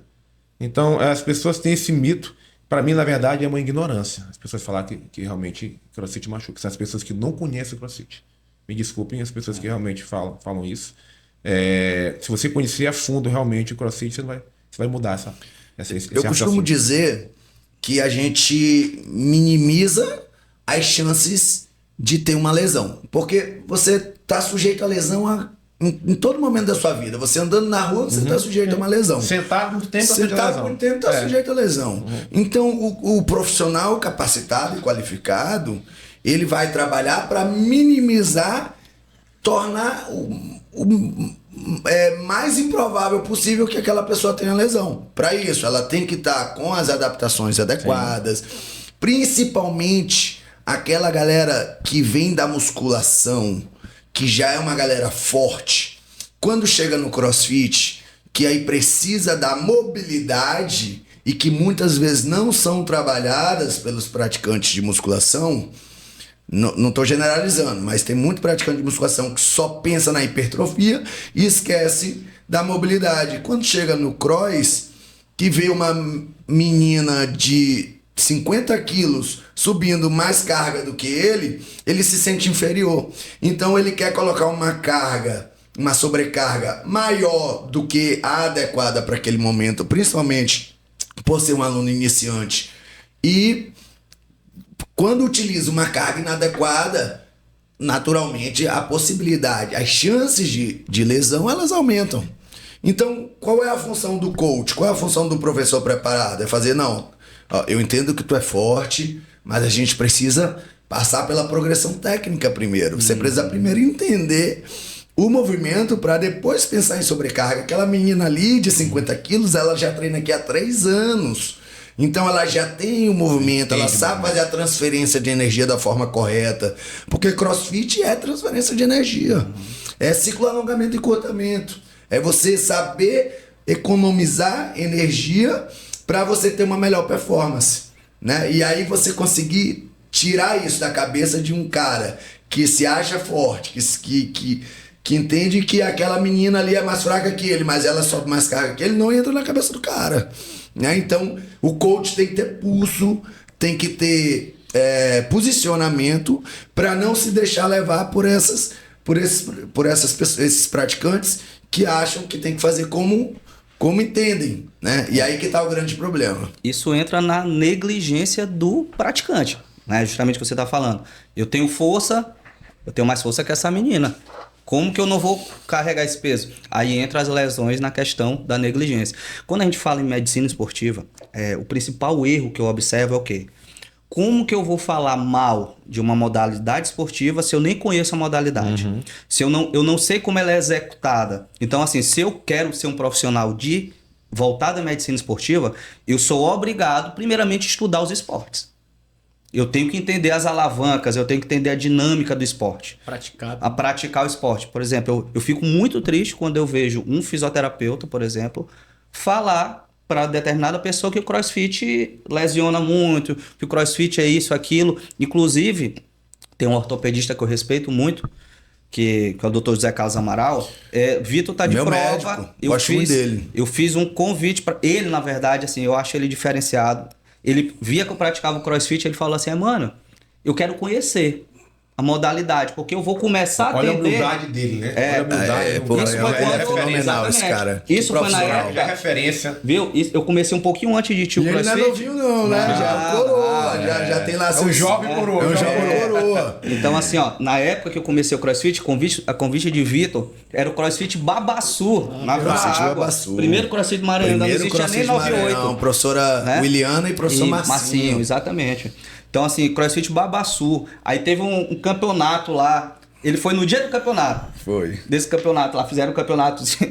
Rapaz, eu lembro que eu comecei, eu não conseguia botar a barra aqui no ombro, a barra ficava presa aqui no queixo. Não tinha mobilidade. Caramba. Aí o público do Babaçu era um público mais velho, não era? Era um público mais velho, não tinha muito novinho, não. Eu ficava assim, rapaz, aquele cara, senhor ali, Consegue 60 fazer isso, e eu não anos, consigo. tá agachando, eu não passava de 90, eu quebrar paralelo, travadinho, travado, mobilidade, não conseguia. Todo duro. Tudo duro, vindo da musculação, todo, conseguia fazer nada. Aí o doutor Zé Carlos, rapaz, vou lá. Ele foi no dia, ele, não, eu tenho que entender, porque assim, é um esporte novo para nosso estado. Vão chegar pessoas com certeza me procurando ajuda. Eu tenho que saber, entender do esporte. Olha a humildade dele, né? Eu tenho que entender do esporte. Mas muitos não preferem falar mal. Por isso que é um quem profissional gigante, né? Por isso que é grande. Porque Quem os tem caras boca que fala pensam. o que quer, né? Os profissionais que pensam amplo, assim, que vão além. Cabeça aberta. Cabeça aberta, são os profissionais que se Diferenciado. destacam, são os Isso. profissionais que ganham espaço. Aí o que acontece? Aí ele foi, entendeu do esporte. Naquela época, eu atendia muito praticante de CrossFit. Porque a gente vem de uma época que os professores não tinham experiência, eram tinham acabado de fazer o level 1. Eu lembro que a gente já tinha Muitos davam aula e nem eram credenciados, muitos nem davam especializados. aula e não eram credenciados.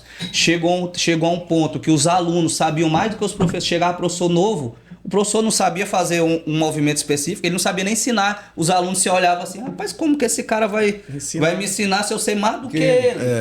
Entendeu? Então aconteciam muitas lesões também por isso, despreparo, falta de experiência do profissional, negligência do praticante, que nós já falamos, treinamento em excesso, né? Tinha muito lesão por esforço repetitivo, por overuse mesmo, né?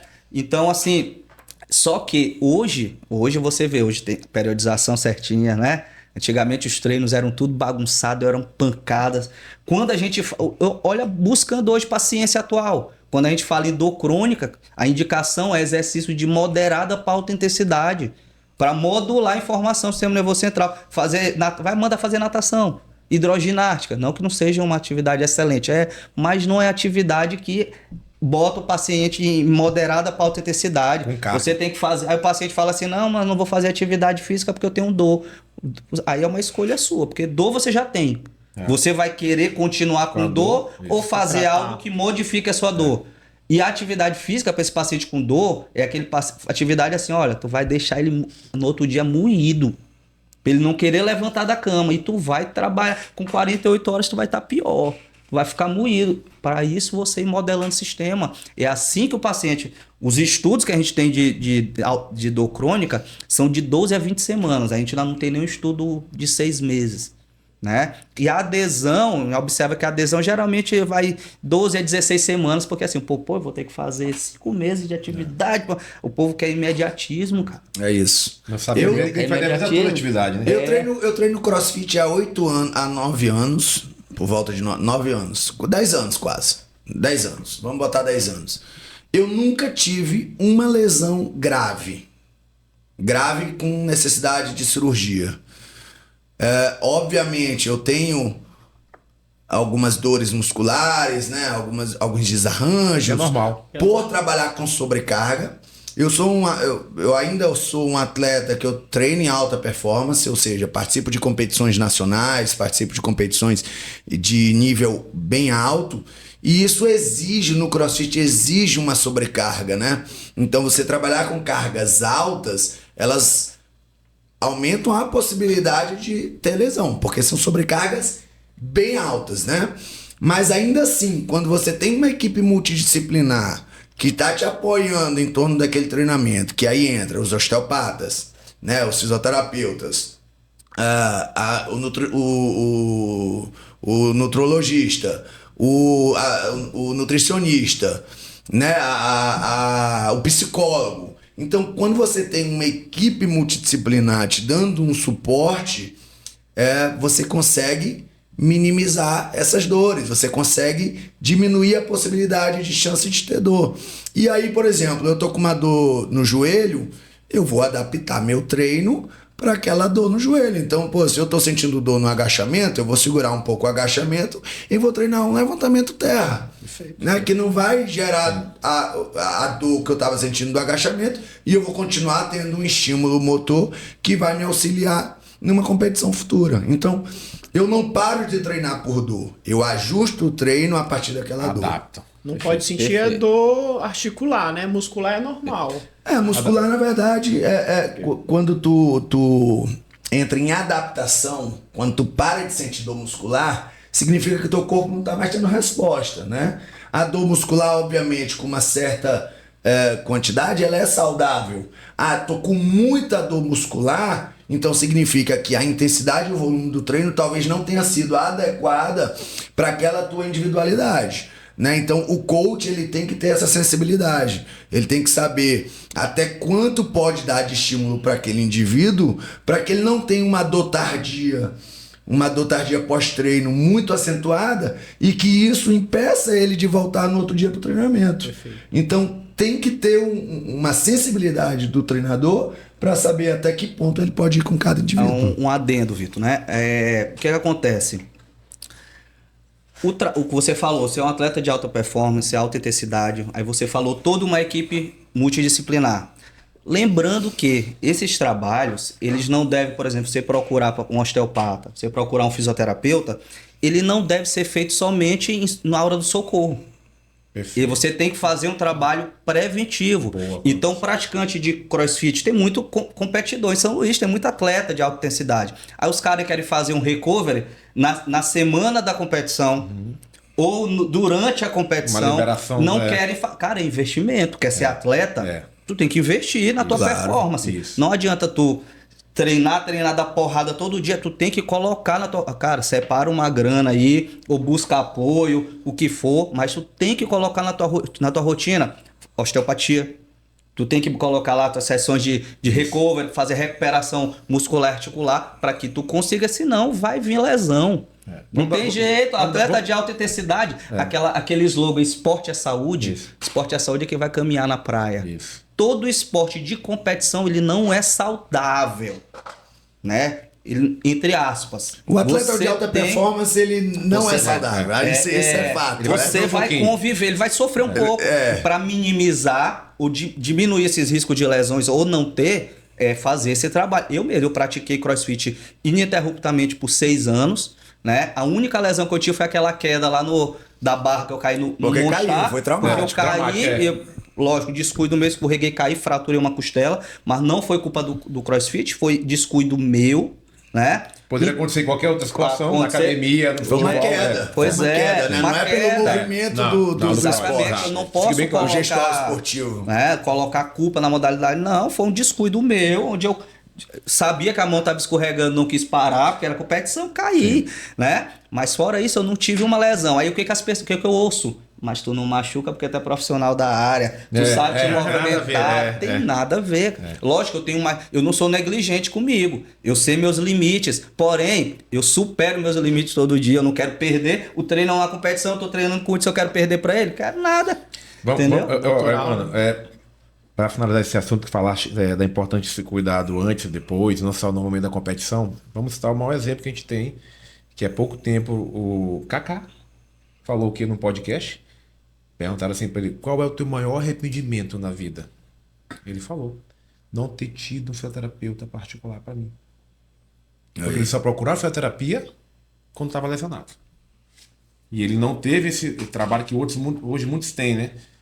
Um físio para particular, né? Então ele falou isso no podcast. E diário. Diário, exato. Diário. Os caras foi bem claro, né? Tratamento preventivo diário. É um grande arrependimento dele. Mas beleza? Cara. Maravilha. Isso mesmo, perfeito. Pessoal, estamos aqui com quase 2 horas de podcast. Rapaz, passou o tempo rápido. passa rápido. Caramba, bom demais. Com essas duas. Temos que fazer outro. Com essas duas sumidades aqui no assunto, a gente poderia falar mais 2 horas. O dia mas todo. a gente, como a gente tem um horário, a gente precisa fazer as considerações finais. Então, eu queria que vocês falassem onde a gente pode encontrar vocês, onde os nossos ouvintes podem marcar uma consulta, ou se quiser trocar uma ideia, tirar uma dúvida nas redes sociais, e as considerações finais a respeito de tudo que a gente tratou aqui hoje. Bom, é sempre bom estar com vocês. Obrigado mais uma vez pelo convite, por estar aqui falando daquilo que eu mais gosto, do que eu sei fazer, do que eu amo fazer. Quem quiser me encontrar, meu Instagram é muito fácil, hudson.holistic, né, que é o nome da minha clínica, que se encontra no Vinhais, e lá eu respondo toda qualquer dúvida. E também está colocando bastante conteúdo nas redes sociais, e breve estará esse podcast aqui para todos acompanharem, né? Obrigado mais uma vez, gente. Eu também queria agradecer, é uma honra, um prazer estar rodeado aqui de amigos, né? Para quem também quiser me encontrar, meu Instagram é Manuel com 2 M's, EMMANUEL _Dias. Que quiser encontrar, seguir nossa rotina diária de atendimentos, aulas, cursos. Hoje eu vou passar o endereço da minha nova clínica, a clínica que eu estou diariamente lá, que é a Seven, né? A Seven Saúde Esportiva. A Seven se localiza dentro de um complexo esportivo chamado Esportes Village, no bairro Quintas do Calhau. Então, querendo encontrar também, siga a nossa clínica aí, @Seven, tá? Que vai ser um prazer poder ajudá-los aí. E lembrando que o nosso lema talvez aqui da nossa conversa é que movimento é saúde, né? Movimento é vida. Movimento é vida, né? Nosso corpo é uma máquina que foi criada e feita para o movimento. Então, nosso lema é o movimento. Perfeito. Eu agradeço imensamente a presença de vocês, que além de profissionais que eu admiro muito, não canso de falar isso porque eu sou fã do trabalho de vocês. Sei que realmente dá resultado, sou prova viva disso. E grandes amigos de muitos anos, então a gente tem uma convivência diária. Óbvio que não tanto quanto alguns anos atrás, né, pela rotina diária, mas a gente está sempre em contato, conversando, falando nas redes sociais. Então tem só agradecimento. A gente com certeza aqui tratou de assuntos relevantes demais para a comunidade fitness, e a gente segue com o nosso propósito, que é se tornar como a maior comunidade fitness do Brasil até 2030, trazendo profissionais que façam a diferença. E você que está aí assistindo o nosso podcast, aproveita para compartilhar esse vídeo, para curtir e para seguir nossa página. Beleza? Valeu, galera! Se tiver algum assunto que vocês queiram que a gente aborde aqui, deixa aí nos comentários, que vai ser um prazer a gente abordar. Beleza? Show!